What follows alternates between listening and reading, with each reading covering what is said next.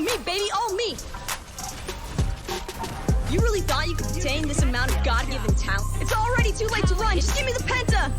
You can thank me later? Nah, you can thank me now. Somebody's gonna end up calling the police if this cyberbullying... And I think that'll be it for the team fight. They're gonna try and back away and get away with their lives here after all said and done. That was a very tentatively played fight, but it's not over yet! What are you doing there? What are you doing there, Rack Attack? I'm glad you said it, because I was thinking the exact same thing. It's object permanence. Hey. That kill, but now it's the Gold Fury started up again. It's being pulled, it's being leashed. Ragnarok is used, pulling him further away. And Alien Nation going to pick it up. All members of Dismay instead put their attention onto Demise, and the Gold Fury became free. For the other team, still not there, rolling forward. They want to guarantee the fall to get the trade. They do. Weezer's found a second kill of this fight. Radical finds the third one onto Vibe, and it's all onto Blizzato to try and get away with this time. Doesn't have his crystals available yet, and Weezer gets a double kill in the end. That's an overall 4 for 1, and it looks like the Gold Fury as well. Massive turn for Alien Nation taking that team fight, and we...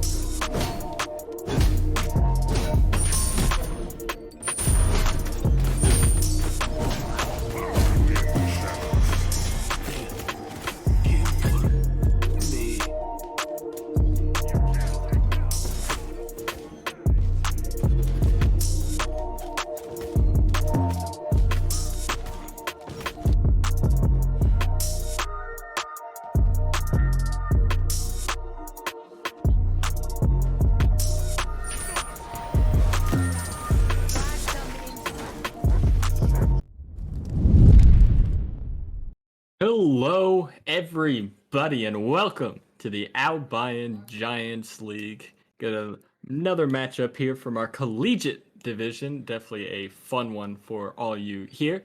I am Dr. Thanatos. Joining me here on the desk is Drummer. How are you doing, Drummer?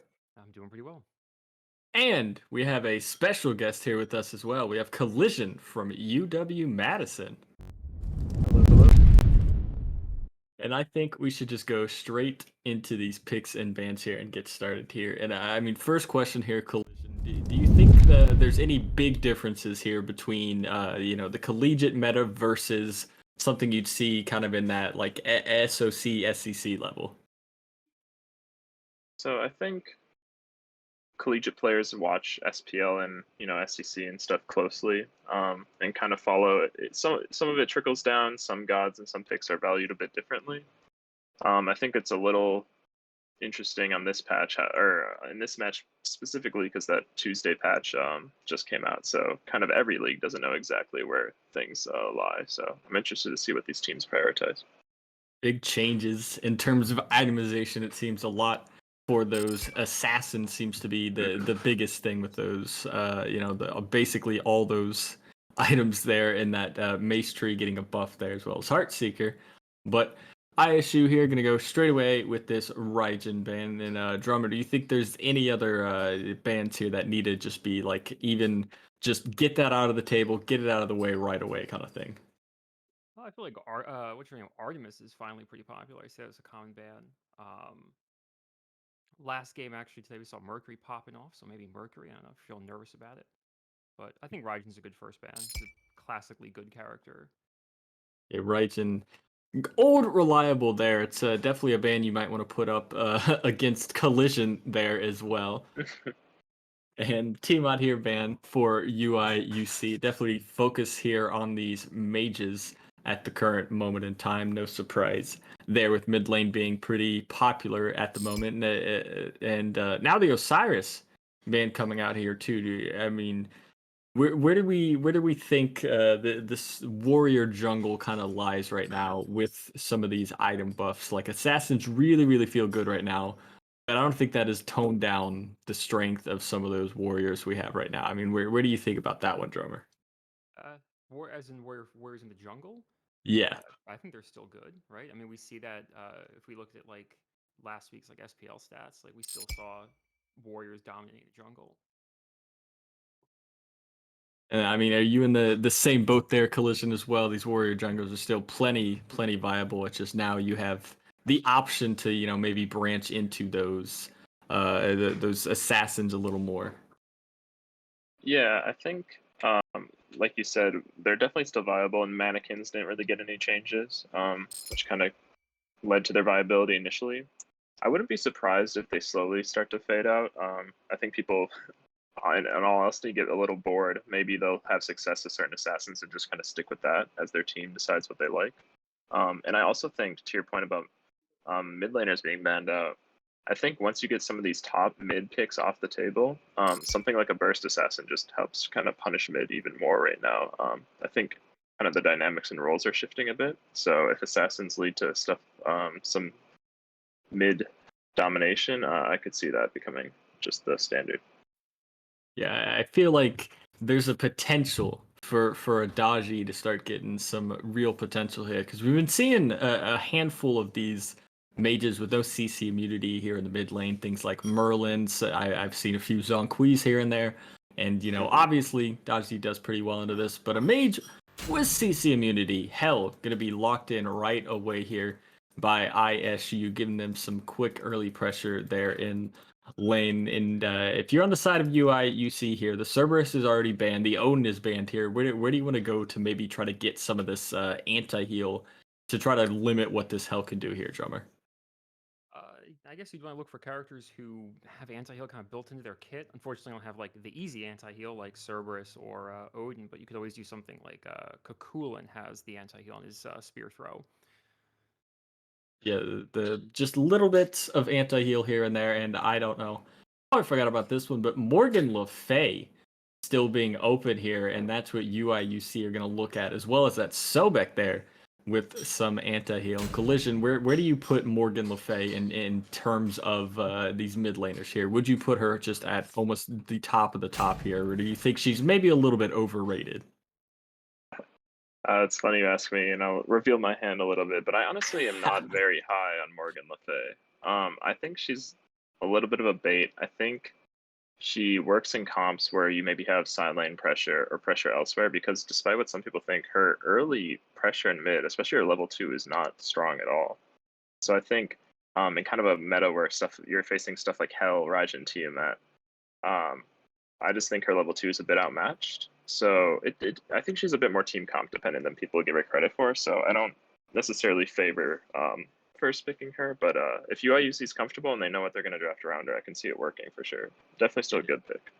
Yeah, not exactly a plug and play kind of mid laner per se, but definitely something you could pick and try to play around here. But Ravana now going to be the pick here for ISU, and the Geb hover here, as well as now the Geb lock-in. Geb getting a little bit of love, a little bit of a change to his ultimate, which on the PTS seemed to have bursted everybody down to nothing, but now it's toned down a little bit. Drummer, where do you put this Geb now with some of these buffs? Do you think he still has some of those same issues he typically has in this comp setting, where it really just takes him a little bit, almost too long to really get going, it feels sometimes?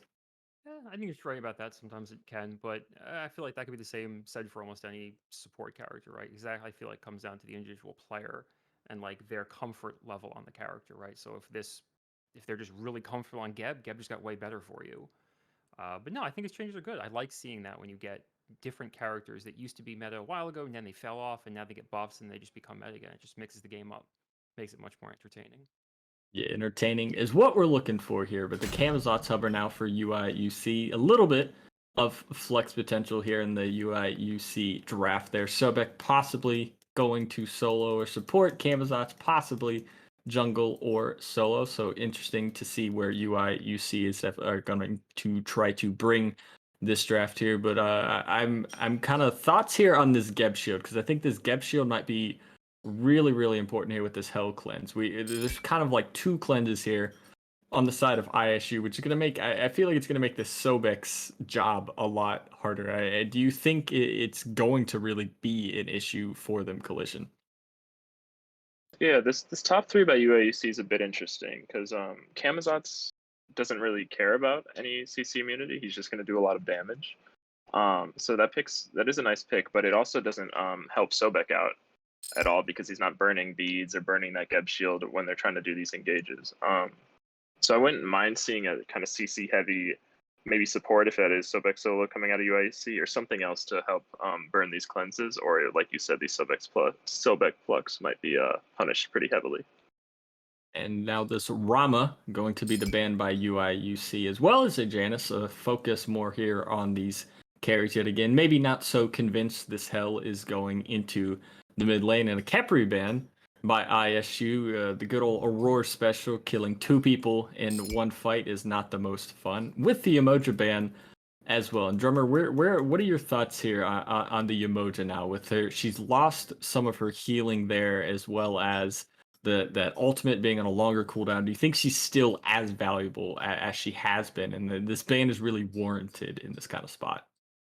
Well, yeah, I guess banning in this spot, like they don't. I guess they're kind of all in on assuming that Sobek might be in the solo lane, because they banned 2 Guardians in a row. They're usually typically support characters. As for Emoji, I don't know. I always thought Emoji was a cool character in that like she has that ranged auto attack that you don't see a lot out of like more traditional supports. And I think in general, like yeah, okay, her cooldowns were hit a little bit, but like, oh no, I still think she's a fine character. Like I don't think that any changes to her has been that debilitating. Yeah, it definitely seems like one the nerfs are relevant, but they won't take her out of the game here. When now the Anher hover by UIUC here, they're gonna lock that one in. So now they got their ADC set in stone, and if it's a Sobek and her lane, there's a lot of kill pressure there, and definitely some lane pressure as well. This Geb's gonna be lacking there. He might be pushed back a little bit there. And if you're on the side of ISU here, Collision, where do you want to go in terms of this duo lane? Because I think that might be a point of interest here for them, at least in this early game. Yeah, I think you can maybe go a safe hunter, but then you're kind of doubling down on the lack of pressure with that Geb there. But I think you can kind of pick whatever you want in this duo lane because you have this Hell Robin mid lane that's going to be able to maybe make rotations, have a good pre-level 5 fight there in mid. And now with the Sun Moon solo, he can kind of coast on his own too. So I think if they want to play their duo for late game, and it looks like that's kind of where they're going with this Artemis, they just need to bring that Geb Artemis to a team fight later, and then they'll get their value there. So I'd like to see them play safe in this laning phase, and I'm a fan of the pick, honestly. Yeah, kind of surprising to see this Artemis drop here to this 9th pick after the pure amount of just focus she's had these past couple of weeks here with just that bow build and every kind of iteration of that build here. But maybe some of those changes there with that Transcendence and some of those maces bring some of these other hunters up a little bit more to her levels here. The Sun Wukong with that solo lane pick is going to most likely go against this Sobek here with UIUC hovering over the Shamir and then locking that one in. Drummer, what are your thoughts here on these picks? Who do you think you kind of give? Who do you think have kind of won these picks and bans here? Based off of picks, I mean, it's said that any duo laner worth their salt can play on her or Sobek. So if it's gonna be, I mean, we said Sobek solo is still a good character. Ymir, another classic like good support that always kind of brings home, brings good results. As for the other one, Geb Artemis is gonna be a weird. That's gonna be a weird matchup. I mean, to me, I've always looked at Geb as more of just like being annoying when he just hits you with that knockup over and over again, just to, ruin your day.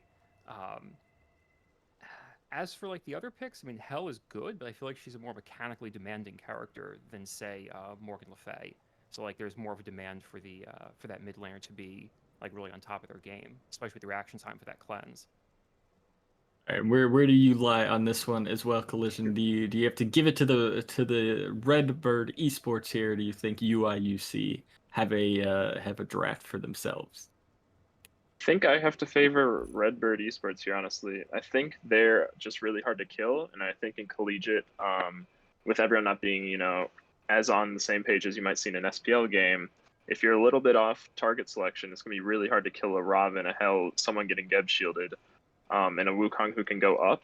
And also, I think if Hell maybe gets a Phantom second, or just plays close to a Geb with a Phantom, I don't know how Ymir can punish this mid laner too heavily with those walls even. So I just think it's gonna be really hard to kill, maybe more than one member on Redbird. And if they live long enough, you're gonna win the fight eventually. So I give it.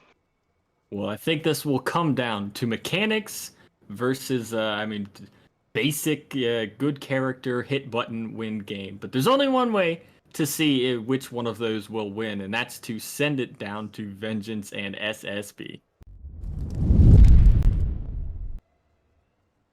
Thank you guys on the desk, and Blur, we're here yet again for another collegiate game. We've got Redbird Esports versus Illini Esports, and it's a little interesting to see these matchups coming through, especially with, as they mentioned, all the changes. We've seen a lot of people saying junglers are back, which means a little more burst damage coming out.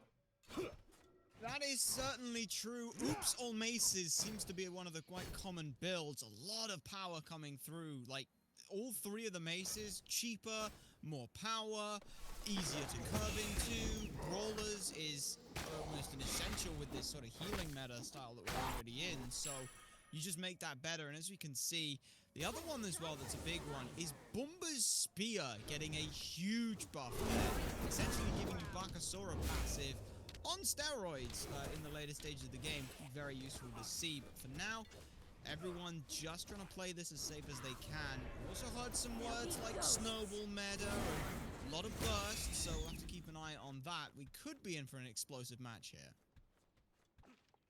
One of the things to know is we do have a Wukong versus Sobek solo lane, so it'll be a little bit of a back and forth fight between these two, especially if level fights it, because, Sobek's got self-healing, Wukong will have self-healing. It's going to be interesting to see how this one plays out. But over in the duo lane, we are seeing this Gab Artemis versus Mir, and on her and Blur. What's your thoughts on that duo lane fight? This is a very, very aggressive dual lane for the side of Illini. You can see they're really trying to start pushing up on this. Actually going to go jump on in Nacho, still trying to be aggressive here. And this is something that Redbird's have to lean back on. This duo lane is going to get pressured out. The Dex did mention they don't seem to have a focus there. It's more about the mid lane pressure from this side. So they may be going, alright, fine. On her, Ymir, they get ahead. But this Hell gets ahead, and there's some serious trouble. So this is something we're going to keep our eyes out on. We did see Warden hang around mid a little bit long, but he's decided to go ahead and invade, as Valkyr has decided to go into the left side of the jungle instead. So we're going to be seeing on waiting some time, see if he's going to rotate either into lane or try and get someone out. And he looks like he's just going to miss the timing on spotting out Warden. He's now checking his back camp. So there's nothing there. But instead, we're going to see first blood coming from Cook on this Wukong. And again, this is that early aggressive play that Wukong can have coming out against Chaos on the Sobek. And unfortunately for him, that Vamp Shroud just wasn't enough. Not quite enough, unfortunately, no. But the Cook has also been someone who's been a bit playmaker in the past in other teams and in other matches. So I'm not surprised to see them trying to exert some pressure here, looking to try and go for an invade. Xander in mid, though, gets a solo kill. All right, we're in for a game of solos here. And, the desk did mention that the early level 2 pressure isn't good for Morgan Le Fay, but when you hit level 3, it can be kind of a different story. You've got all your abilities. She does have self-peel, so Blur, it's interesting to see that already the Hell is behind, and Morgan Le Fay is starting to take off. So, it is going to go behind. Warlock stuff here, so going for a late later game side of things here, especially with this Gev draft, who is being harassed quite drastically, even just trying to walk on into the lane. But I like this coming from the Illini. They know this is the one lane that they got guaranteed pressure in just from the picks alone. They already got mid pressure as well, thanks to that solo kill. So now they just want to try and flex it a little bit further, because 2 lanes ahead is better than 1. And they keep trying to catch Crucify out, but looks like his positioning is doing more than enough for him to stay safe and alive for now. Just as we did see Burnt Nacho himself fall about half, maybe a little bit just under. So a little bit of opportunity possible for each side on this dual lane. It's just who's going to take full advantage first, whether that's the dual laners get themselves the kill or the first gank coming out of the junglers, which we have yet to see. Although it does look like, speaking of, Valkyr's looking for that opportunity. But he may, yeah, that looks like he got spotted out. Corderis just stared him down. They're going to get themselves under tower. Nice little freeze. And this just slows every gank attempt now. It certainly does. It also as well gives Not Warden a little bit more chance to farm on up and get themselves a little bit further ahead.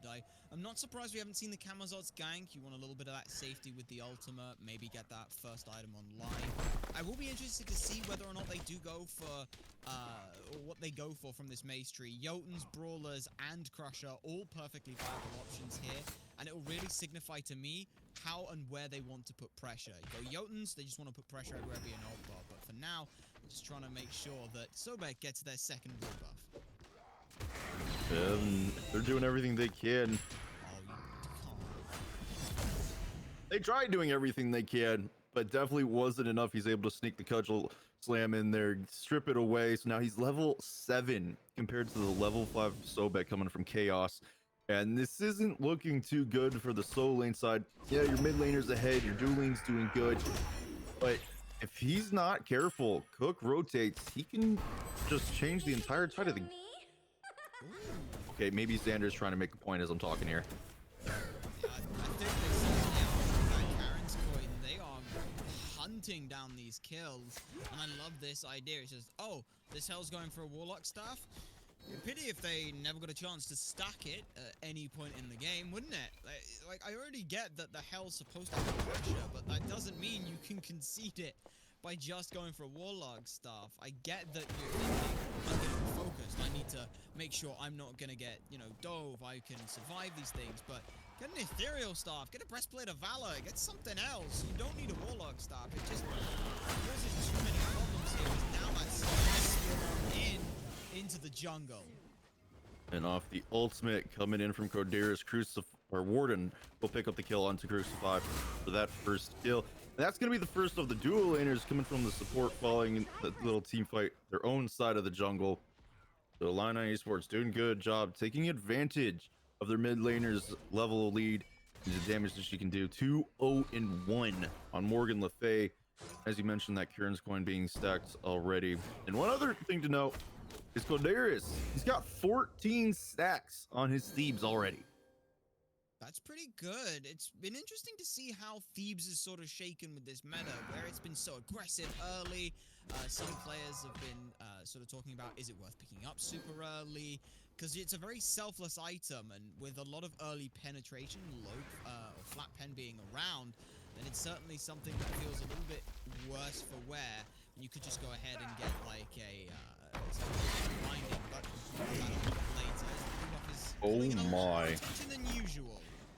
Well, we see a little bit more of an attempt to try and secure this blue buff, but at what cost is it coming as Nacho just solo kills Foxy down over the dual lane? But this blue buff looks like it is going to go ahead and go the way of Redbird Esports yet again. And this time, Corderis is going to get punished by Cook for stepping up, even trying to get close to that blue buff. Unfortunately, there's going to be another buff loss for Chaos, finding himself 2.5, 3 levels down now, 745 into this one. And even though the kills are 42 in favor of Illini, this slight lead that's growing ever more in the solo, it feels like is what's keeping them ahead. It is, because it's not just helping push Chaos further behind, but also Warden comes over to go ahead and grab those buffs to start helping those out. If the Cook is coming in and stealing away back camp, stealing away this. This is affecting Warden's farm and capabilities as well. So there's a little bit of that XP is trickling further away. And I love what Redbird Esports did there. They go ahead and say, hey, our Wukong's ahead, and they've been invading every single time. And Illini have started to show up more presence. What if we just say, hey, hell, let's get you involved in some regard that's fairly safe for us in a lane that's winning. You can just be there to help gas pedal us further ahead without any trouble. And this then means as well that while the Burnt Nacho goes ahead and gets the solo kill on the Artemis, I don't want to say you were kind of expecting to lose that lane, but you were expecting to not win that lane. Oh, I definitely think that's a fair statement to make. Artemis versus On Her early. Definitely a little bit of a favoritism towards On Her, but taking that pressure from solo side, applying it over as a team to this duel lane. They're going to strip away the purple buff and also follow up onto a kill on Warden from Foxy. That's out of hell was used to try and get out, but did not succeed. And we're also being caught. Xander caught in an awkward situation. He's on the wrong side of the jungle, not where he wants to be. He wants to get away. His self-peel is there, however, and Valkyrie may not be able to catch up. Foxy finds his second kill of this engagement, though, onto Koderis, but Cook showing up, gets the cudgel slam to take him down. Can we just take a quick look at Crucify right now? I just want to see what they're leveling, because I think that Stone Shield is a lot more than I think anyone in the lineup was expecting. Great work from Redbird. They're not leveling it right now, but I'm surprised to see that. It's 200 base, to 600. Illini coming and steal the Desert Cold Fury, Fury in the oh my. breakdown section. Desert's Fury's good. Nacho will pay for it with their life, but, well, they're more than okay with that. Cook gets themselves their 4th kill and kind of brings them back, or keeps them roughly in this game. And that one overall turned out to be a 4 for Gold Fury. We gotta remember they did manage to take down multiple members, 2 for Cook and 2 for Foxy. So the worth, it's not there necessarily for Illini, but it's there as well because they at least got something out of it in the end. Yes, it was off their own little mistakes being so split up. However, Nacho did what he could to just say, let's get something back so it's not as egregious as it could be.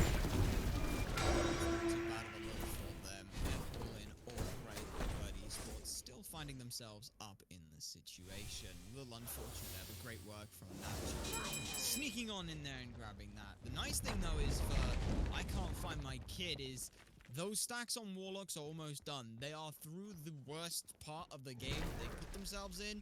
Now everything's just up and up from here. They're over the halfway mark, and by being involved in a lot of these kills, it sort of enabled them the freedom to have gone for this. Yes, you don't get any stacks like you do with Thebes, but it's still nice to be able to get that experience. Cook, once again, being a playmaker, causing random chaos as well. Raises his own ult, trying to finish up the kill, but the dash is going to take chaos far enough away. It is going to come at the cost of tier 1, however. Just free reign for Cook, but mid lane, a rollout, but a bigger freeze. The ultimate's coming out too, but the shield can do more than enough to protect Kid. On the back end, though, they're trying to find more. Valkyrie went aggressive in the duel lane. Another solo kill for Nacho onto Foxy. Meantime, Bats out of hell coming on. They want to take down the hell, and Warden will trade out immediately by Valkyrie. And this isn't looking good for the remaining members of Illini. They're too low health to continue fighting these two, but it looks like they're going to make it under their tower just in time. As with Crucify there, Valkyrie had no fear going in. Oh, that's just not looking good. Nacho, the blink as he leaps over the wall. He's trying to do what he can, but it's not looking like it may be enough here. He's going to have his transformation back here soon. So if Nacho cannot get over a wall... Good job. The max range puzzle. That's the fun of some Wukong, is you just get to show up every so often and say, hi, I'm going to solo you now, and you don't get a word in edgeways at all. But gotta point out, Koderis there supporting the 3-man freeze into the best peel wall possible, now into another great wall, spending the Crucify a little bit further away with the rollout, but just unfortunate the continuation from the rest of Illini there to want to dive in. It felt like a sunken cost fallacy. Well, we invested so much and they're really low as well, so we could just keep going. It's like, all right, no, you got a reasonable trade out against a hell and you are behind. That's not a bad look in that situation. Don't push it back too far, because the house will always win. This house currently has a Wukong and a Geb beating down on you. And now, to be fair to Illini, it does look like a lot of the lead they are behind is on this Wukong and Cook, which is just showing this emphasis right now on Codeiris as Valkyr finishes him off with the ultimate. Tried walling himself away, but it's not enough when the ultimates are available. However, that was 3 ults used to confirm Codeiris, which is a lot to expend just to get your support out. Illini Esports could be looking at a big fight as Desert Fury comes out, negates the Tusky CC. There's a little too early. So Nacho, he is going to find the kill onto Foxy yet again. But with the rotation, we do see Kid here with Cruxify. They're going to have to back off immediately with Warden rolling in. Very strange use of the ult there from Grand Pops. They were dead to rights. The Desert Fury was already coming out with a so it felt a little bit odd to go ahead and throw the ult. Does get the beads though from Burnt Nacho, and that may be of some benefit when it comes to the team fights. But I think going back to what the desk said really has been important. Crucify and Foxy Grand Pops, they have shown up biggest in the midst of these team fights when there's already Valkyrie, the Cook, and I can't find my kids. These two are able to just slip on in and like CC, provide a little bit of extra damage, but they're not the pure focus. Something that the Burnt Nacho's not been able to do coming into any of these engagements. So I think that's where they need to try and look a little bit further. If they do want to try and support onto this duo side, then it needs to be rather than avenging Foxy Grand Pops, maybe using them as bait a little bit, and then coming in to support them after. But with another Fury spawning up, I can see Redbird coming around for this one, and I do like this call there. Yeah, and they're trying to do everything they can to make sure Illini Esports can't steal this one away like they did the last. The one thing you want to look at is these charts is the player damage, 8,000 for Cook. But following up is 71 to 65 for the mid and ADC of Illini. And it's coming out in this fight as ultimates going off. Kid takes down Warden after he takes down Foxy. This only leaves a 4v4. Illini Esports not really afraid of what's happening right now. Cook's finding himself in the back line, but he's caught one out. So Chaos, he's going to use the dash to get away from this Wukong, and honestly, it's a good decision. It looks like here, Illini Esports, they drew that line of where they wanted to go.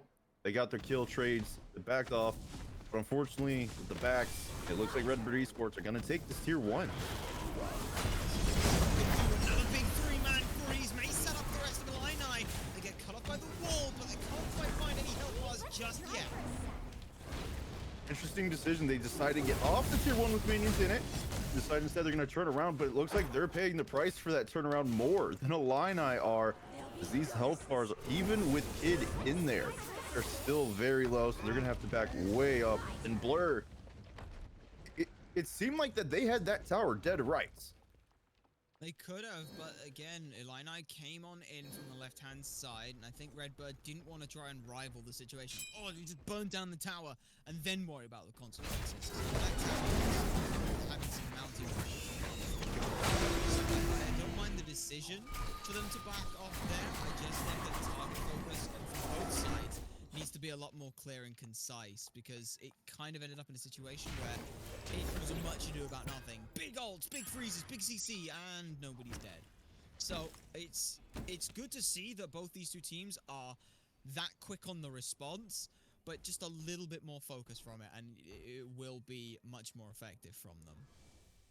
Oh, Foxy we saw wanted to try and slow down that Pony Fury, but he got taught that you need a little more lifesteal if you're going to try and slow that down as the Hunters. We speak Codeiris caught all alone, 3 members surrounding. He's going to use the ultimate, and a little surprising that Valkyrie decided to back out instead of continuing to punish him with his teammate there, because we saw Xander showed up but immediately walked away. Which is certainly surprising, especially Xander. They kind of dropped the 1 and then just kind of backed as the wall down. You don't really have a lot of safety in the kit, and once that 2's down, if they've still got range on you, you might end up falling exactly like that. Now with that pick on from the mid lane, gone. But Nacho getting soloed out on the left-hand side, though turning it back around onto Valkyr. Fury, but Illini are not letting this one go. Flip's going to go ahead and take Nacho down. The Tusky does come out. It's going to hit a few members from the Illini Esports, but they're going to keep on surging forward. They want to punish these two because the solo laner is not here yet. But the damage is being returned onto Warden more than he's dealing. And Cook coming in from the ultimate finds a double kid, takes down Chaos, finding one for a moment. And Kodiris all alone. He's not making it out of this one. The walls, unfortunate timing. Foxy will take him down. The Geocide comes through as Xander does respawn right after. The Oni Fury is going to be taken down by Redbird. If they can burn this fast enough, it looks like Xander's not going to be in any rush to get there. This is exactly what I was talking about when it comes to Redbird's team fight control. The Foxy ground pops able to just sit in the back, throw out the ult, and that does all the support CC, pulling beads. The biggest thing, though, Xander is the only one who has any consistent way of proccing a lot of anti-heal. Warden has got Baller's B-Stick, don't get me wrong, but it's single target, and trying to spread that is very difficult. We saw Random Chaos has picked up the Cursed Arm, but it came out very late into the fight. By that point, the damage, or rather the healing, had almost already all been done, so it ended up meaning that Redbird could just regroup, dig in deep, and keep that little bit of extra health ticking on through. So I can't find my kids, pulls the rest of the team through. Much focus Foxy was taking in that last part of the game, but getting very hard. Doesn't matter. Hell is able to keep everyone tanky enough. Crucifix is able to keep sitting around and tanking things up. The Cook comes on back after finishing up the solo kill. Really nice. You get the Fury. They release Tier 1 tower mid. Big control from Tier 2. Oh, going into the tier 2 is Valkyr taking down Xander, using the kit to get that combo and damage off. That's out of Hell going to be forced out of Warden. He's trying to apply as much damage as he can to Crucify, but Valkyr is lurking on the back ends of cleaning him up for a double kill. And we're seeing already Kodiris is being forced into the ultimate. Do we see the triple kill? No, Foxy's going to take that one down. The Valkyr is not going to find himself a triple kill here either. Nacho, Chaos finding themselves on the Phoenix tier 2, absolutely free, immediately following those 3 kills. And they're getting even greedier. I don't blame them with how this has been going. They're looking at the mid Phoenix. They have minions here. They're surging all the way through. They want to find this Hunter. And it looks like Cook will manage to do so, even with the Desert Fury and the Titan hitting him. But with it being Chaos and this respawn of Xander, this mid Phoenix will fall. And this is why Hell saw a 100% pick bound rate in the SPL, and he got some additional nerfs from the PTS balances. Hell in the later stages of the team fight, even after these nerfs, is so difficult to control in a team fight. You need a ton of anti-heal, you need a ton of focus, and to hope that none of the teammates then peel for this Hell at the same time. And if Hell gets to free cast throughout a team fight, Hell will win you that team fight. They may not get the kills, but they make sure that the enemy team doesn't get the kills. And then afterwards, if you have even the smallest minion wave, she will heal that up and keep them pushing all the way through to the Phoenix. Mid-Phoenix falling here at 21 minutes is a fantastic look for Redbird. Now they can set themselves up for a Fire Giant, start pushing that out. With an 8,000 gold lead, shouldn't be too much more difficult to burn. So if everything I understand from what you just said is right, Hell good. Yeah. You know that line, is Afro good? Is Hell good? Yeah. The answer is yes. Oh, we're both in agreement here. Hell is definitely good, especially when in the right hands. And even though she had a rough start, that Warlock staff coming through later on, finding themselves 2, 3, and 7 with 10,000 player damage.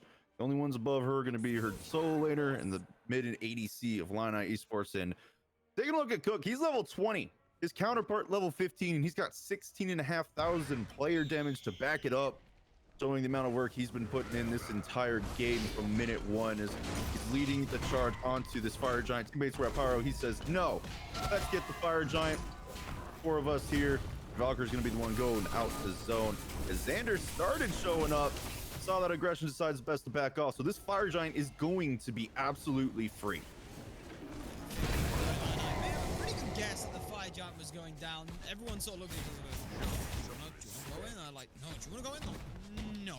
So instead they're going to go ahead and just try and push out where they can. It's a very sort of classic response. Now we're seeing duo lane saying shut as much as they can.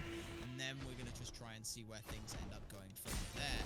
Valkyrie is going to go ahead and push down that tier 2 tower on the right-hand side. I'm surprised there is no response from Illini over there. Instead, they're just going to sit back and watch. It looks like they're prepared to defend on Phoenixes rather than any structures outside of that. Can't really blame them the way these last few fights have been going. Redbird Esports has been absolutely dominating. Even getting the DS side, it cost them so much more than what they wanted on Illini. Getting ready for it looks like the Primal Fury. The spawn already is Redbird. Instead of pushing these towers down, you do have the waves met up on this left-hand side. This is most likely where we're going to see them push as well after taking this. It's just a little unfortunate that Nacho wasn't able to get one more auto before deciding to back his tower would have fallen otherwise. We're going to see that gold lead look even more than what it could have. I was about to say how aesthetically pleasing it was seeing Fire Giant and all enhanced buffs on the side of Redbird, but then Crucify's and Foxes fell off, and now the Cooks has, so the point's moot, but it's just a matter. Like you mentioned, that gold lead is ratcheting up very quickly. 2,000 gold for both tier 1 and tier 2 towers. If you take them both, then that's how much everyone on the team will be getting to split between them. So 600 give or take minions as well. Now looking for Phoenixes. They've just already shredded through this, and now we're getting to see what Artemis can do late game. 19, dominance finished as well, so 25% penetration on top of a Wind Demon if you get that lucky crit. So these structures and Phoenixes will not last long. Oh, they won't. One thing I do want to know is Redbird, they got a lot, if not all, of the Draugr spawns in their favor, even when Foxy was losing lane so much on his own. So we're seeing the impact that can have this later on. But the Blink Cataclysm coming in from Crucify, followed up by his teammate, and they're doing absolute damage, getting that mid Phoenix immediately down as Valkyrie goes to this left-hand side, try and push this up. Foxy will take Chaos down. So with Nacho being so low, he has to get back to the fountain. The Titan is being sieged. What are Illini going to do? They're trying everything they can. The ultimate coming out of Xander. Valkyrie takes down Warden. Xander gets Foxy. Coderis is going to try and burn his ult. This Titan is sitting at half health. It's trying to do as much damage as it possibly can as well. Knockoff coming out from Xander. They're trying to return everything. Cook, he's 1 HP in his dream. Valkyrie takes down Xander. Nacho gets kid. He's still alive, but Nacho finally gets one. Valkyrie takes one down, traded out by Nacho, and it's all on to Cook. But no, the greed has caused the DS side only one Phoenix down, and Coderis survives. I'll be honest, I thought that when the Cook was there, I thought that was the Someone clone. That's why no one was focusing it. But great hold there from Illini, just not quite enough focus onto the Titan there. Sliver of HP remaining. The Redbirds, I love the call to go ahead and end. Just blink on in. I think the problem was, though, they expended so much in getting the Phoenix, they didn't necessarily have the rest available to them when it came to actually trying to deal with the Titan. Good work, though, from Not Warden as well. Going on in, trying to focus out Grand Pops. If Foxy lives, that Titan falls. So we saw Xander as well go ahead and throw out the ultimate, put as much damage in as they can. Coderis' balls were also absolutely instrumental in making that the time it took to take down as much damage as they could. It just took a little bit longer, blocking a few more autos, repositioning everyone to funnel them together. So really great work from Illini, but they are nowhere near out of the woods yet. Mid Phoenix is down. Fire minions will be pouring in. That Titan is low enough for anybody to backdoor. They have to be on guard here. This is not an even situation for them where they can just relax. Definitely not. But also, you know, as much as that end call was a nice attempt to see, it has given Illini a little bit of breathing room in time. Now, I'll say this, their Titan is extremely low. So if Redbird wanted to, they could probably just full send in there and just burn their ults and take it. However, if they're going to play it safe, player, this does open opportunity for Illini to catch up, get some gold back in, and their items. We just saw Nacho was able to put quite a bit of damage in with the build he's got. So I'm curious to see how important they're going to favor this Fire Giant over trying to make sure Illini isn't catching up. That is true, but at the same time, Redbird still a little further to be able to push ahead. Some of these starter items will be finished items at this point in time. Fire Giant as well for round 2, and no towers to try and siege. They can spend all that time they want pushing elsewhere. Left side is pushing on towards the Phoenix. It'll tap down that tier 2, but minions in favor here for Redbird on the right-hand side, so they want to go ahead and try and siege this side up, and I like this. There's mounting pressure in mid. Someone's going to have to deal with it, so it could be a 4v5 here on the right side. Going to see it for now. It looks like Illini Esports are all lining up at this Phoenix. This is a fire minion wave. This could end the game if played properly, but it looks like Cook's gonna start up for the kill. Find My Kid's gonna follow up with one on Warden, and Codiris will be the next to fall to Foxy. And going all the way in is Cook. He says it's time to end this. Crooksify joins them, and the only one surviving was Nacho, but it doesn't matter. Finding their way into the Titan room, ending game number 1. Redbird Esports over Illini. And I love that decision from the Cook. After seeing Random Chaos blink, miss the pluck, they're like, hey, there's no way they can get me off of this, off the Titan. So they say, give me the Geb shield, I'll go end the game. All you have to do is buy me a little bit of time. They've got more than enough damage. Doesn't matter if they win the team fight, lose the team fight, get the Phoenix or not. The Titan is the only thing that matters, and that's exactly what they were going for. We're not aiming for the truck scenario right there. No, it's definitely a good game to watch. Illini, they had that nice early game, but later on, it just all came into Redbird's comp coming together, items online and the way they played.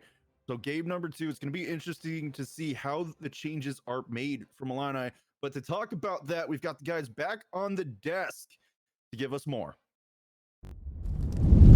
Thank you, Vengeance and Blur, for that excellent cast there. I'm Dr. Thanatos, gonna break down this game here with drummer and special guest Collision as well. And I mean, where do you think this game kind of shifted into ISU's favor there, drummer? Because there was a lot of fighting kind of back and forth there in that early to mid game where it wasn't necessarily one team up above the other. It felt like.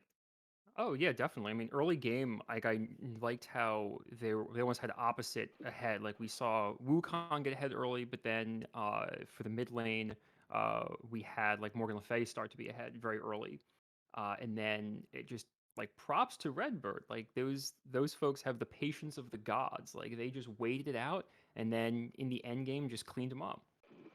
Yeah, patience of the gods. Name of the game, I think, in some degree there. But a secondary question here for Collision here.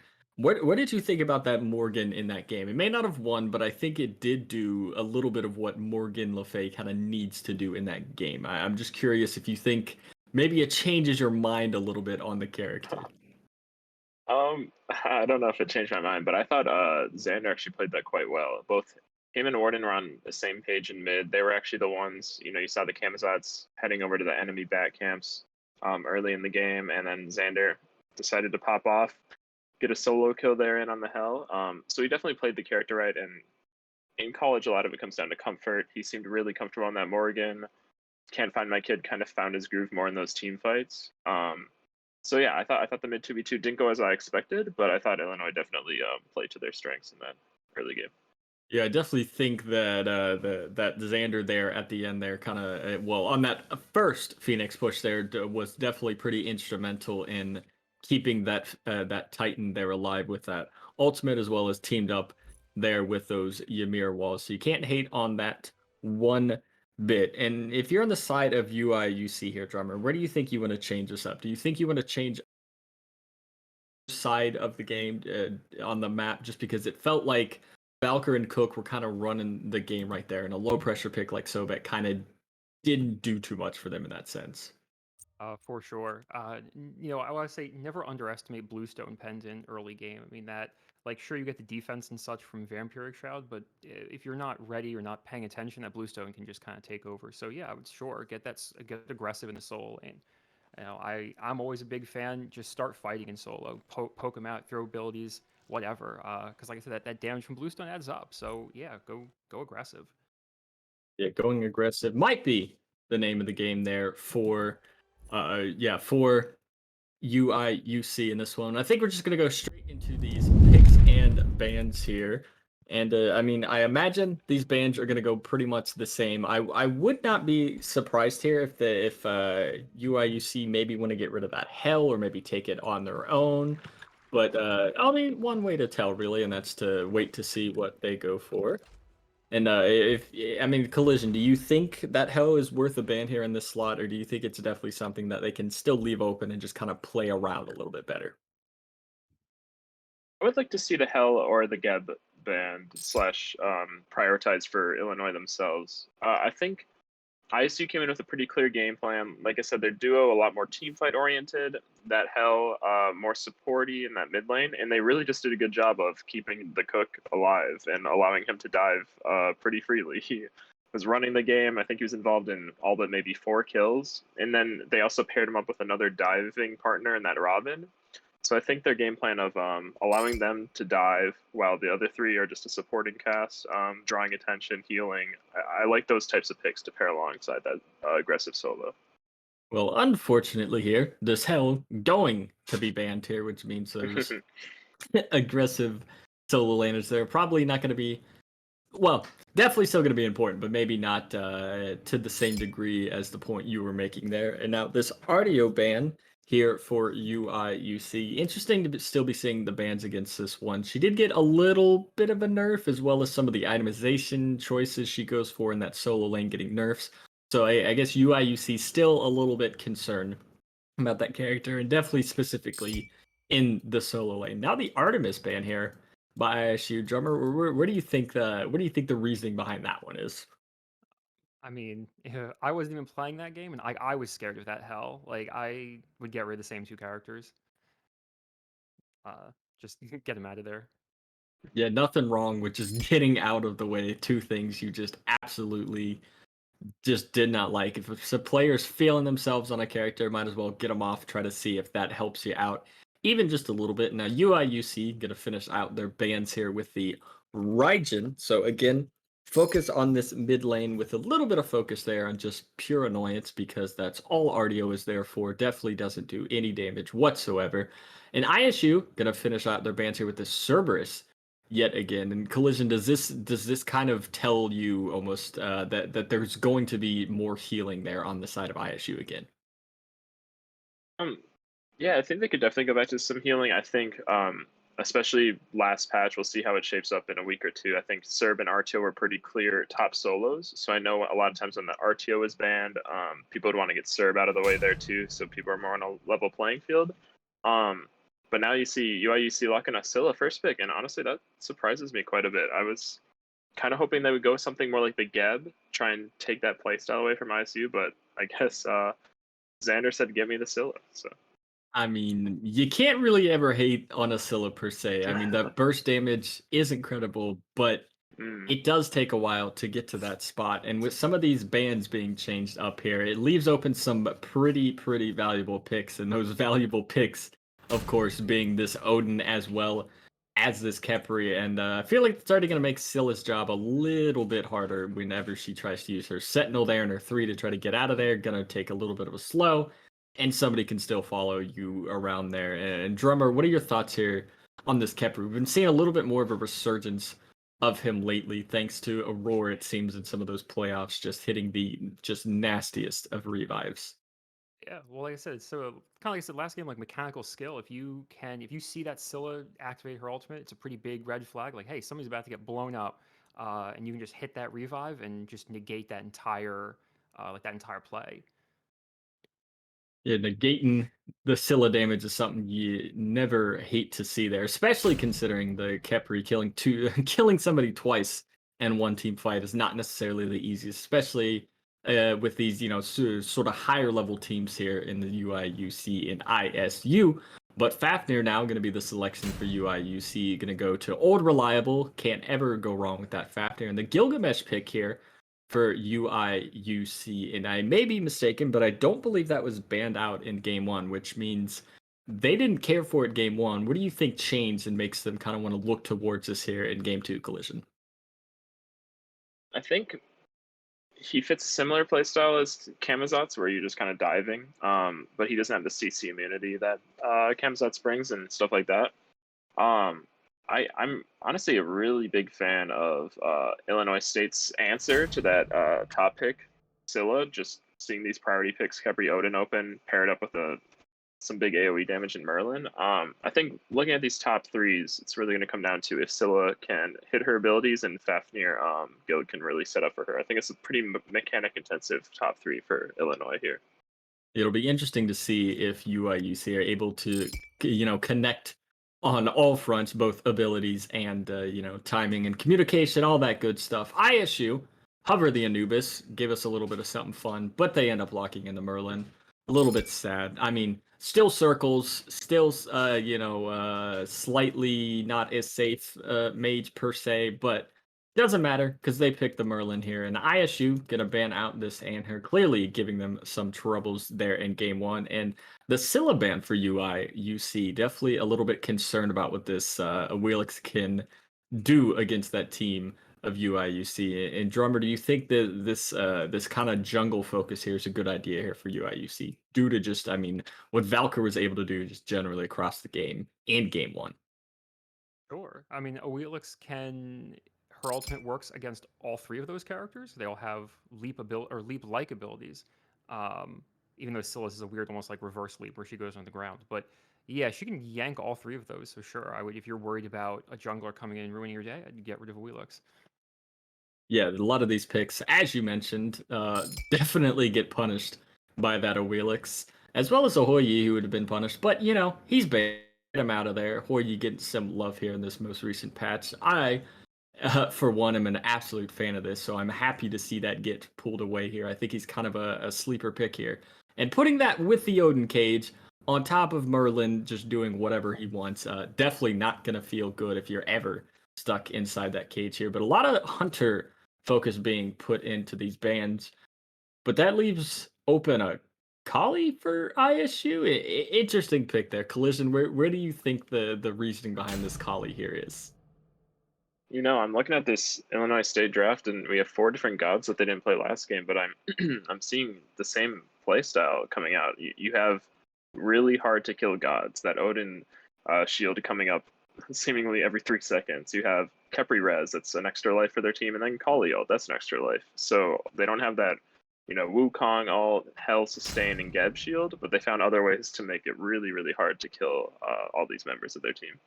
Yeah, not something I necessarily considered there off the bat, but I think you make a really good point. I mean, unkillable Kali, and then if you kill her, just bring her back with the Khepri. Definitely not something you are a fan to see if you're UIUC. They do lock in this Ratatasker here, which is going to give them some early pressure here, which also kind of implies that maybe this Gilgamesh is going solo, but they could be flexing a little, put that Ratatasker in the solo lane. And the Izanami pick for UIUC in the Hunter lane.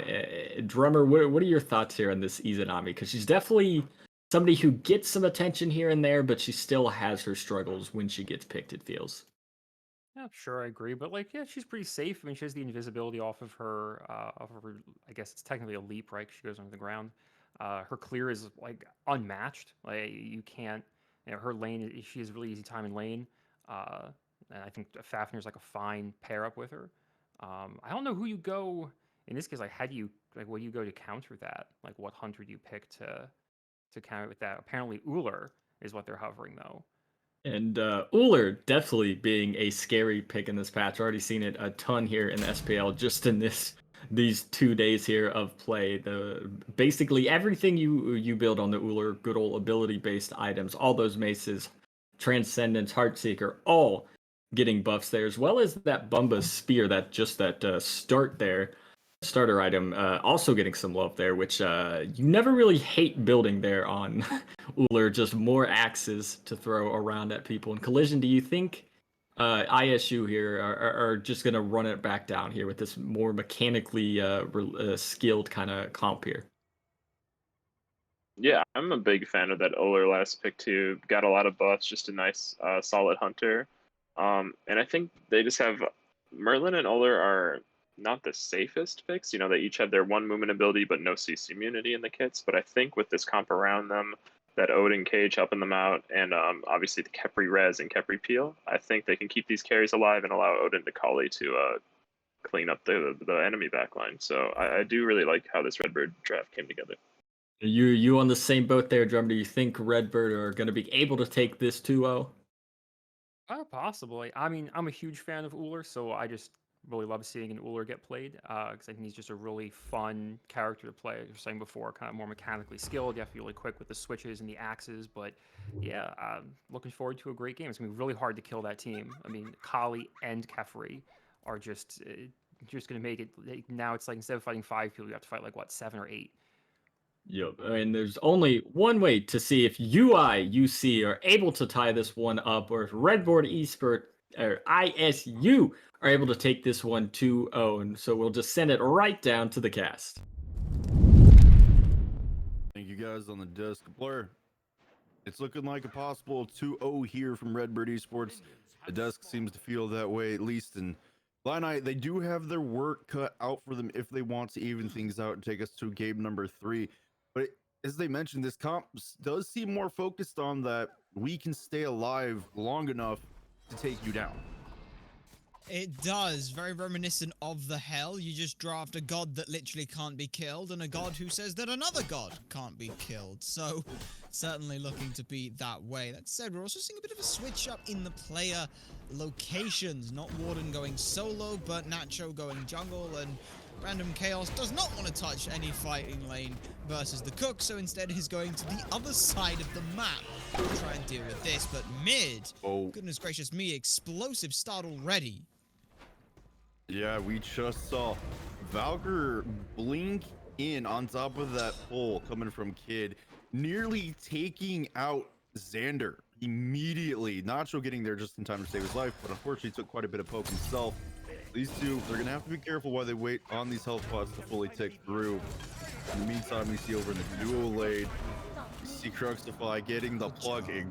Foxy, the Uller Axe combo coming through, taking down for first blood.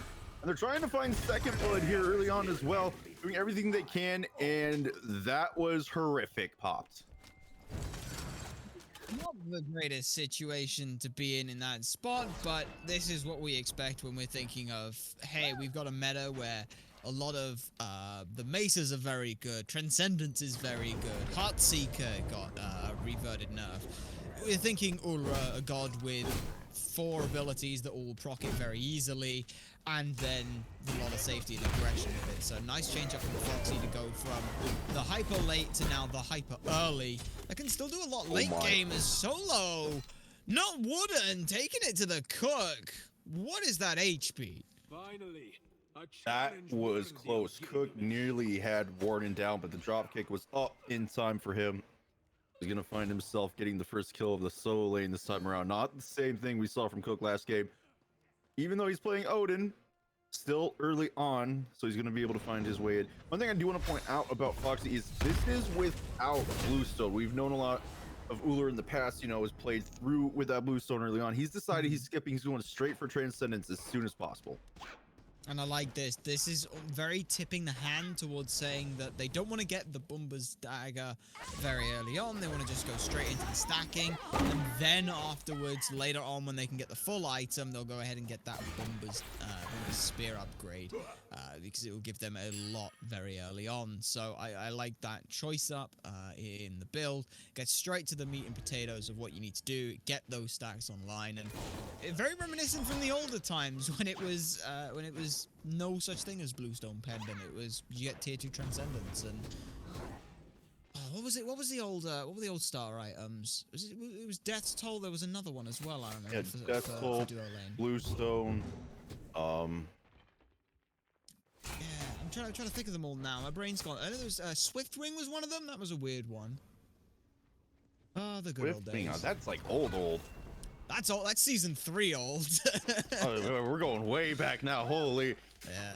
We're going old. We're going old little Death's Toll with the red square with the axe that looked like a scythe. Oh, good times. Yep. Good times. And purple buff. Do you remember, or blue buff? Do you remember when there was a blue buff on the left-hand side? Some ADCs had mana and everything. Oh, that was ADCs a weird time. So good then. It Talking was about a weird time. Valkyrie's not feeling too good about that Oracle area because he's got a blink out trying to get away from Nacho, who's being very aggressive, wanting to guarantee this kill. He doesn't want to see this Collegiate hit level 5, but not going to be left with much of a choice as that's under the tier 2 tower. Getting away with a slow. We see Warden. He's wanting to find another opportunity for a kill. Not going to be that easy. So instead, all across the map, Illini Esports are trying to find any chance at a pick.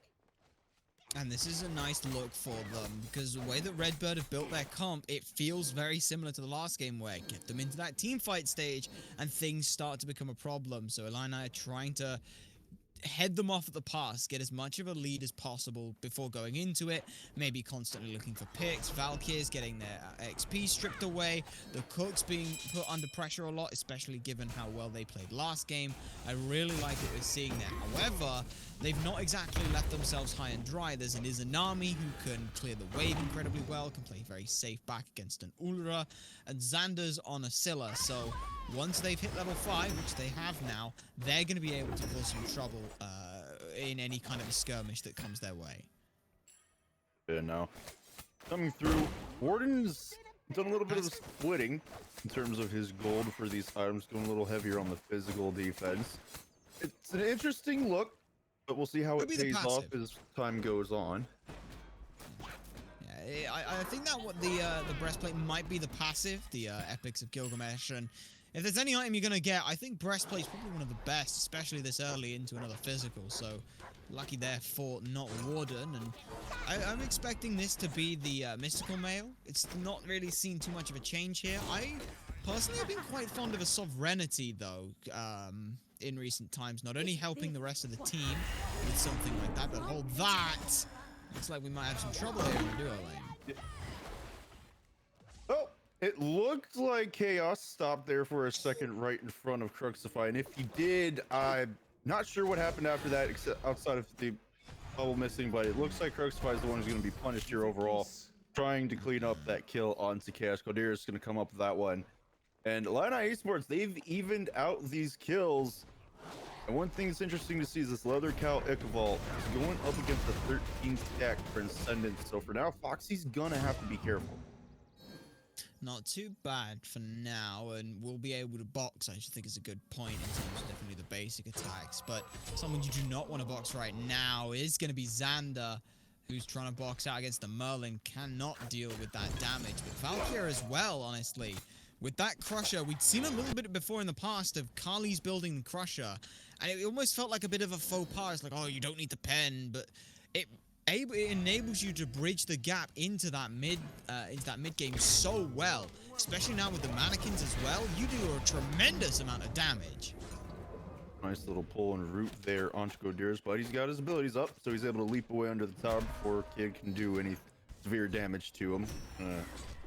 Semi-clear, but hold wave at the same time for mid. Xander to get back there, hopefully get some of his farm. Blue buff being secured by Valkyrie for Cook. They're splitting that XP nicely. And, you know, for being 7.5 minutes in, this game does feel like it's been a lot slower than the last one. I think tentative is the word I'd personally use, but I do agree they've slowed down the pacing here, but leap down on the Odin means that this is a time to engage. Even using the ultimate, but unable to get out because to counter that, Warden says he's going to throw out the Winds of Samaj and keep him in with every bit of damage. Little unfortunate situation there for Cook, finding himself 0-2. A much different look than the previous performance he had on the Sun Wukong. Illini Esports definitely handling things better this time around. Look at what's going on in the duo lane. Still not afraid to box it out. Random Chaos and Foxy will take that trade out, but it pulled over a lot of members from both teams to come on over. Now Draconic Eruption. Maybe it's Kadora's turn to try and dive, but no, instead we'll just go ahead and clear out the wave. Scorpion already taken down, meaning Gold Fury is available and on the table, but I don't think both teams are super eager to go into it just yet. No, interesting decision there coming out of Kadir's to use the ultimate, even though Foxy had already leapt away.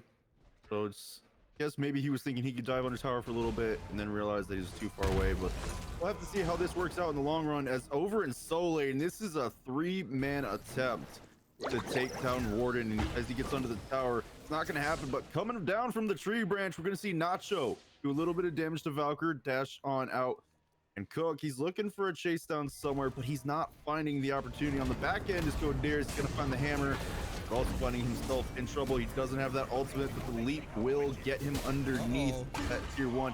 And this is broken out into an all-out brawl as Warden finally takes down Kid. Redbird, they're trying to trade out everything they can. Valkyr finds one onto Warden, finds two onto Kodiris. And suddenly what looked like a bad situation for them has turned into their advantage. I was very concerned about Redbird going in there. It looked like they were a little bit split, maybe starting to overcommit onto just Kodiris as the tank who gets away, but able to just hold themselves long enough. And Valkyr sticking around. I don't believe they actually backed. They just went off to go and heal, or if they did back, they came straight on back into the lane. So either way, able to come on in and make a big impact in the end of the stages. And this is what I want my Carlies to be doing, and probably why I'm not a very good Carly. I want my Carlies to be patient. I want all of the rest of the abilities to go on cooldown, and then it's my Carlies' time to shine. You don't need to be the first one in. You just need to be the last one there, standing. It's absolutely true. And even a little better team play there coming out of Valkyr, getting that tier 1 tower in the solo lane down for Cook. So he now has the ability to freely rotate if he chooses to do so, help his teammates out yet again. And Warden, even though it's looked like he's had the advantage in lane for so long, that first death, the XP gap's a little bit closed, but that tower being down and the Gold Fury being up, Redbird Esports may be having an objective look here soon. Does it look like mid lane a back got off just in time as Kodiris leaped in to try and stop it? Not too bad, but every time Foxy goes ahead and goes on in, someone from Illini is turning up. Random Chaos did get their beads forced, as we saw the Jotun's Wrath being picked up here, which I love on the Ulra. It just gives you a lot of safety. You already spam your abilities as much as they are, because that passive reduces the cooldowns by 1 second in the other stance. So just take off even more cooldown, keeps things just that little bit nicer for you. And it's, you know, it's cheaper now, it has more power, it's got mana, it's synergized with Transcendence. You're building all the maces anyway, so why not start with this one? And speaking of those maces, at the Yotums versus that Crusher, Nacho getting the worst end of that one after getting a nice little bit of damage on the Valkyr.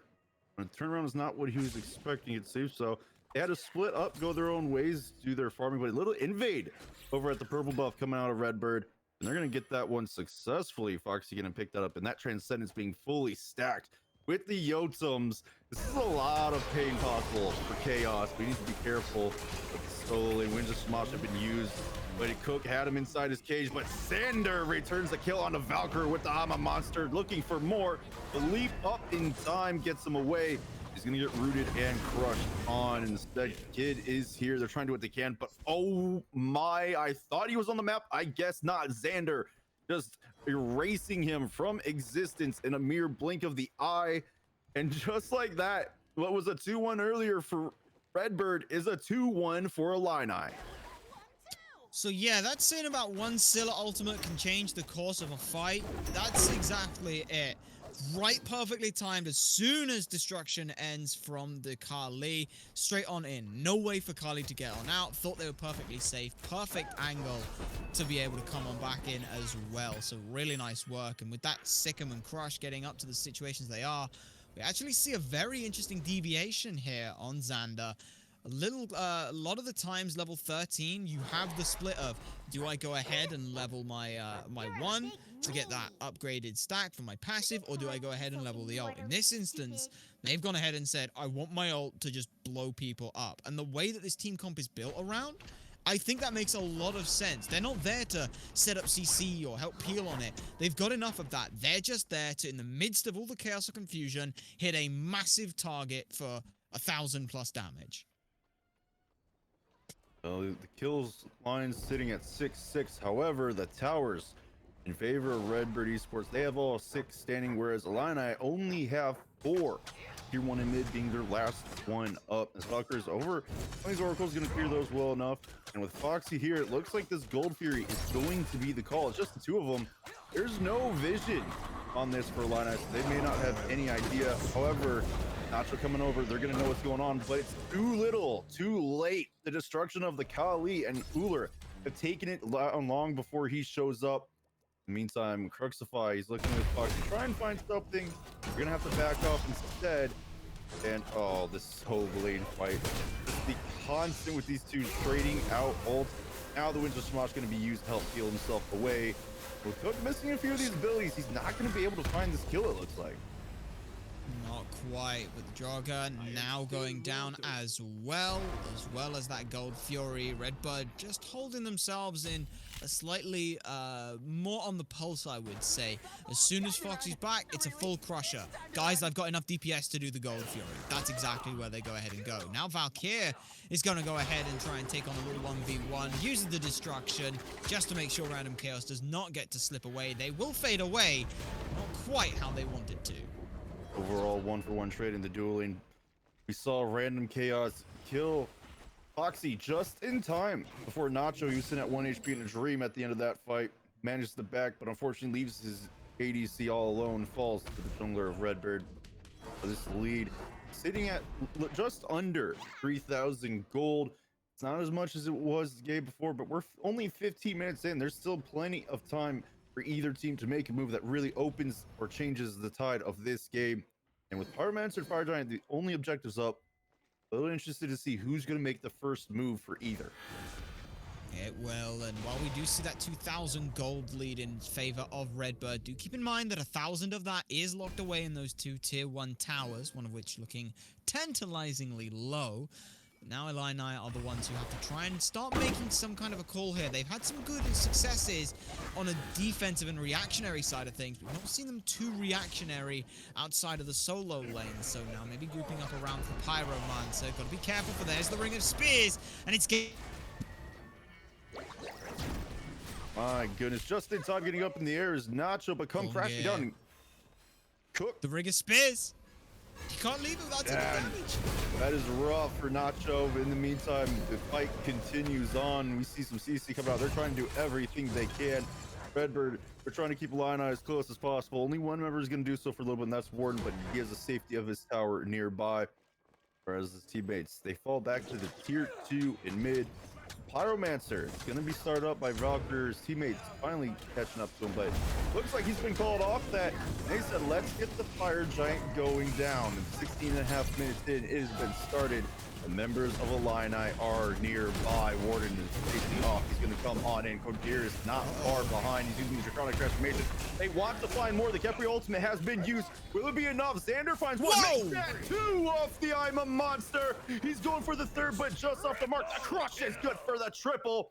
And he wants more, but with no one nearby, they're going to let it go. A 3 for none. Illini coming in, stopping the Fire Giant. And that's such a brilliant play. Redbird looked to try and all in off that, thinking that Illini were backing up and giving it up, but they weren't. It was a feint. They lost Burnt Nacho, but that doesn't mean that they can just take whatever they want. Now Cook is trying to keep everyone in, will not be able to stop anyone from getting this Fire Giant. Illini are able to grab that. No kills going their way. I believe an unofficial deicide, because Crucify, I think, was also taken down. If not, then either way, 4 members taken down. Fire Giant and Illini have brought this game right back to even, if not in their favor. I would definitely say it's even for now, but definitely their favor. They're down 2 towers, we have to remember, and they are the ones with the Fire Giant buff. They can regroup and just as easily take down 2+ towers of their own, increase the gold lead that they have just slightly acquired. Like I said, it's essentially even, but they still have work to be done to increase that one. Redbird Esports definitely not looking the same as they did game number 1, and a little bit of that's coming out just because these are ultimates being used to give them that extra bit of life instead of healing. It'll be interesting to see how they decide to play these team fights from here on out. But we do have, looks like on the right side of the map, Codiris. He is getting a tower. We're about to go down, looks like, to a full wave here, unless it's just gonna, no, okay, he's not gonna help the wave too much. So they're looking at, they're gonna have to get another wave under instead, but there's plenty of members here this time. This tier 1 is going to fall. The tier 1 in mid, however, for Illini is going to be under siege as well from minions, so this may fall in return. And Redbird Esports have already decided to set up for the Primal Fury. The question is, will they burn it fast enough to be able to defend a right side Phoenix? That's going to be the question. I like the fact that the Cook's over on the right-hand side, just trying to keep tabs on where everyone is, making sure they don't get anything for free. That's the sound that Illini now know is go time. They've got a few short seconds before the ball come on in. Bringer Spears go down, Frenzy's pot. The fight is already here. Redbird finally show up. Finally show up, but too little, too late. Right-hand Phoenix goes on down. Even though they got that Primal Fury, the only thing it's helping is keeping that gold lead short. Illini Esports, in the meantime, surging forward is Redbird trying to take this Fire Giant team down, finding everything they can. Finally, Cook takes down Xander. The first one of the fight goes down, followed by Warden. Out there by Foxy Grandpops, getting the kill credit on that one. They are continuing the hunt. 2 for none after the Phoenix. In the meantime, and Valkyrie, he's found one. It's going to be Corderis. Nice little stun, but the leap away gives him some time. With Foxy right behind, he's not going to have much more time after Cook's cutting off the way.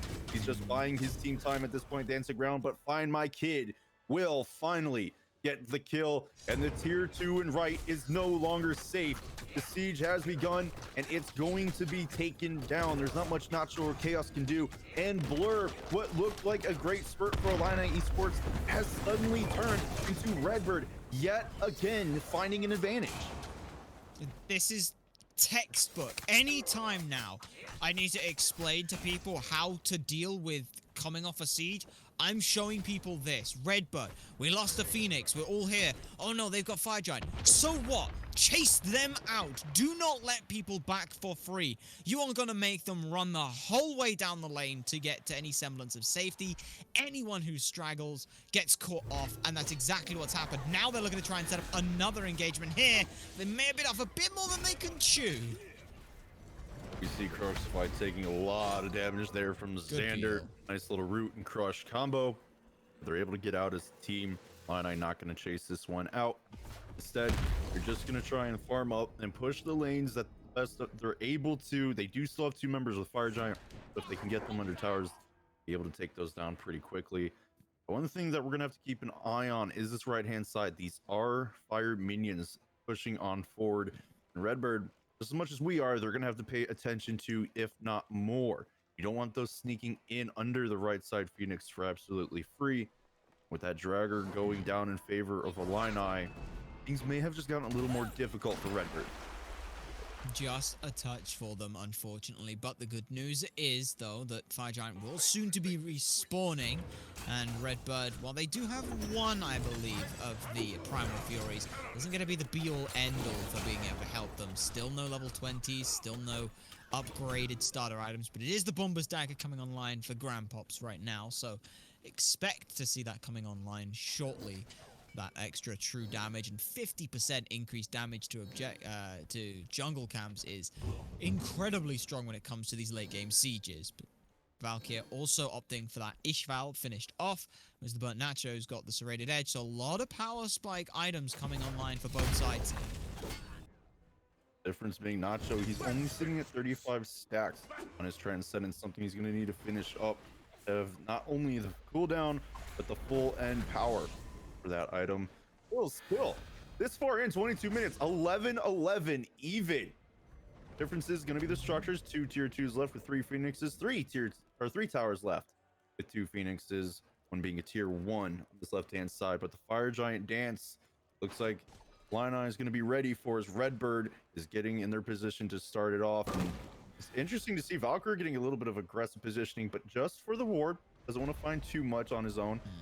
And they're going to start dealing damage out best they can. You see Corderis, Warden staying high on this Fire Giant pit against Redbird Esports. They're taking poke, but it's not too much as the blink comes through with the Winds of Samash as well, trying to keep everyone in place the best they can.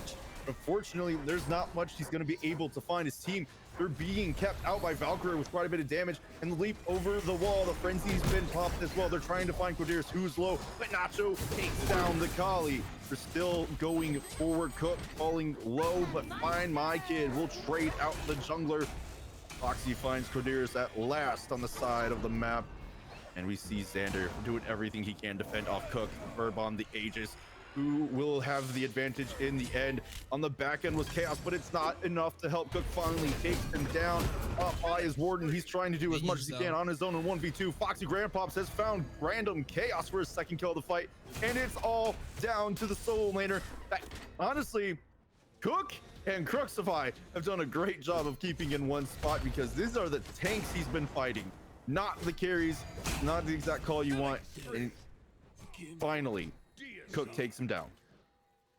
Now, that was a great start to Illini. I love the way they played that initial engagement. Warden blinks in, forces the disengage from Merlin and Ura. Right, here's two immobile targets who can't get in without taking a lot of damage. Then we see Codiris. Let's push more escapes coming through. And the burnt Nacho is able to follow up. There's a lot of continual dive going on. The problem is that at some point, Illini just seem to lose track of a couple members from Redbird.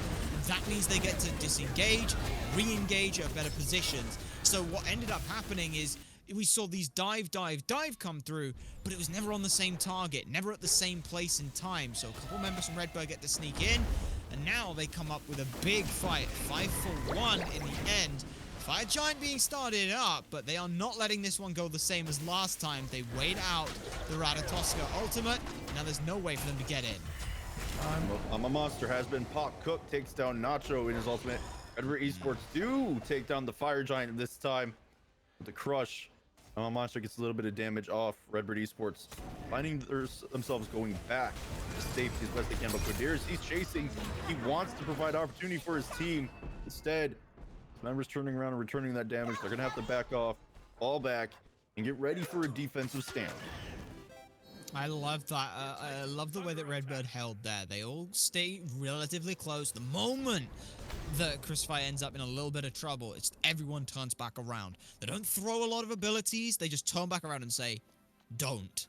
And no one can follow it up. Kodoris is really far forward. They have to pop the Horrific to try and disengage and get themselves out. And it's just clean to keep them going. Now they're in a much better position. They will have to deal with some Oni minions. They were going to have to deal with pushing up minions anyway. And with all 5 members grouping up in some form or another, it shouldn't be too much of a worry for them. That said, they do still have to worry about an Oni Fire Wave. That's the big one. And where they look to fight here is going to be important. They could look solo side to even up the Phoenixes, but dual lane is always going to be inviting. And we do see a bit of a grouping towards his left-hand side as we see Foxy's going to go ahead and take down the Jogger. The members are going to sit in mid, clear that out.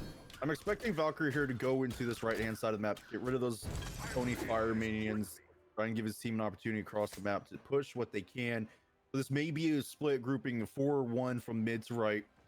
And honestly, I wouldn't mind seeing this. They do have the Fire Giant. It's a nice little advantage. They also have a near 7,000 gold lead to work off in terms of items. I want to see them use this advantage the best they can. And matter of fact, they're going to get this tier 2 for absolutely free. No one from Illini is even bothering to step up to contest. They'd rather not deal with the fight there. They want to play it under the Phoenix. In the meantime, Valkyrie is going to do a good job clearing out the waves on this right side. They're going to rotate as well. It looks like they may be thinking, let's even this lane out with fire minions for both sides. And it's not too bad of a way to work, but it doesn't look like they're going to be able to get too much more off it. So a little bit of a slower Fire Giant. Definitely good for Illini on this side of things. That Fire Giant, though, not enhanced, so at least there is that they don't have to worry about. But again, evening things out. That Phoenix on the right-hand side for Redbird is about to respawn. So we're looking at maybe 1-2 minion waves that are going to have that fire buff. At best, that Phoenix actually now just respawns. So that was it for fire minions. They're gone. Now Redbird are on the siege with a Merlin. They got a lot of poke potential on their side as well, and a lot of dive. Oh, Redbird, they go on in. Cook use the ultimate. They're trying to do what they can, but the Winds of Shamash have been used to keep the carries out of the Phoenix. 3 members are all in as Valkyrie finds random chaos. Finally, the first kill has happened. Crush is sitting down on Cook. It's gonna not go off yet. He's gonna take quite a bit of poke, but Cruxify with the dot damage will find Sander. Warden is getting poked out heavily by Kid and Foxy gonna be the one to kill the cleanup. It's a 2v5. Nacho and Quaderis all on their own.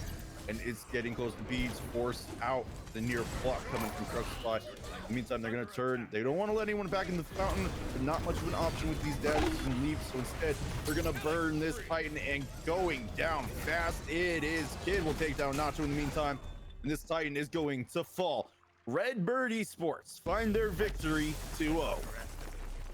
So can I just point out that throughout the entirety of that dive, between Phoenix and Fountain, with multiple members getting relatively low, Kepriol gets popped at the Titan siege. Not in the middle of that fight, not at the beginning of that fight, at the end. That is how quickly they were able to dismantle through that team fight so beautifully there. The 3 dive coming through from Kali, Odin, and Kepri.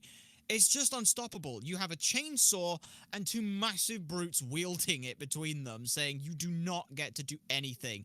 We were on the backside, Merlin and Ulra happily and easily dealing through with the Burnt Nacho and Warden the entire time. So really, really well played to be able to recognize that their carries are safe with themselves. We can just push everyone else out.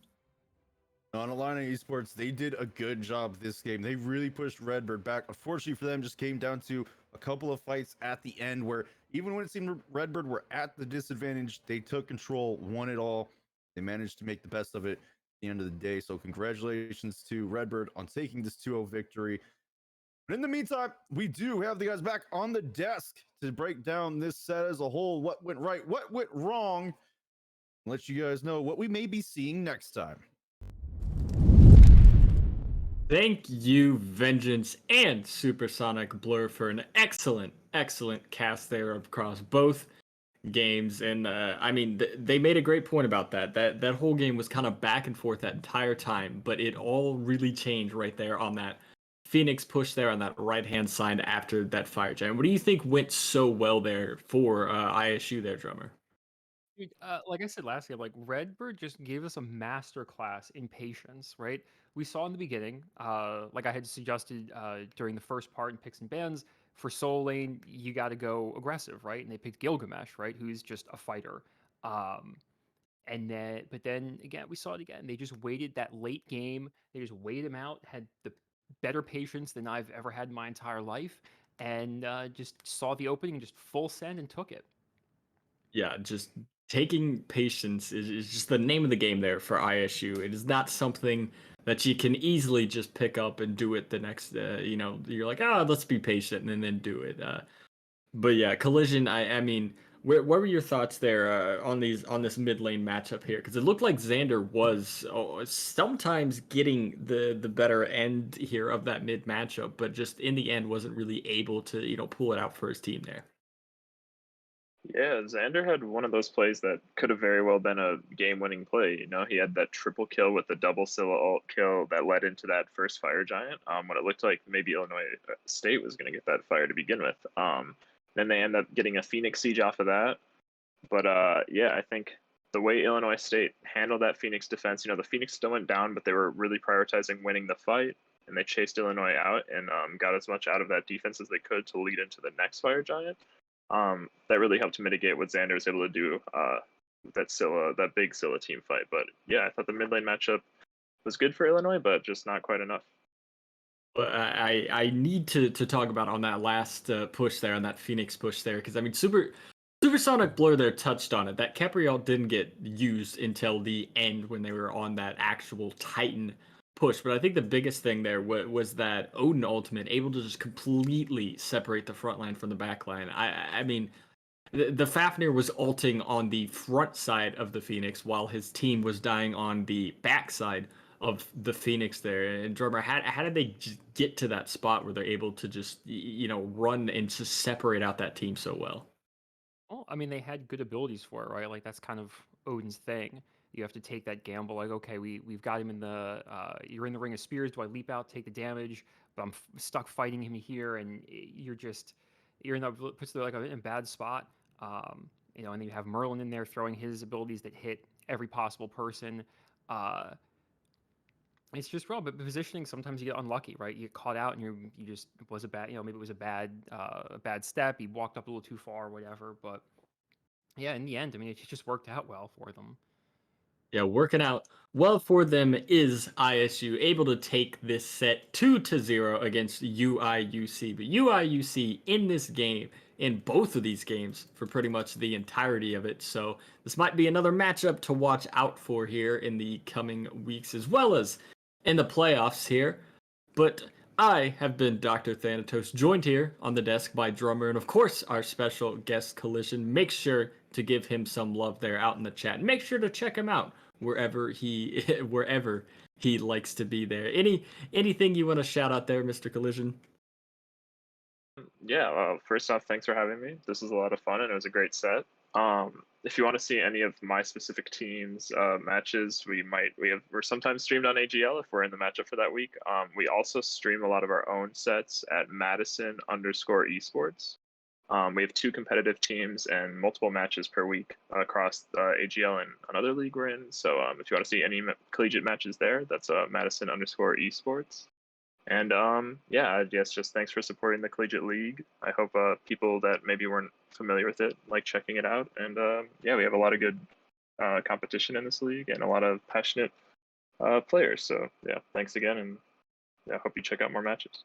Yeah, and let me tell you from experience, watching UW Madison versus almost any team is an absolute joy to watch some top tier smite. I know recently you guys played against U Michigan, a bit of a rematch here from AGL playoffs, if I recall correctly, and that was one hell of a game, to say the least. But I have been Dr. Thanatos, as I mentioned, with Drummer, Collision here on the desk, and of course, TIH, Vengeance, and Supersonic Blur giving us the cast, and last but definitely not least here, Narwallaby giving us all the love here on the production. But that'll be all for us today. Make sure to come out tomorrow at 7 p.m. EST for another amazing set. But until then, that is all. Thank you all for coming out, and thank you for watching.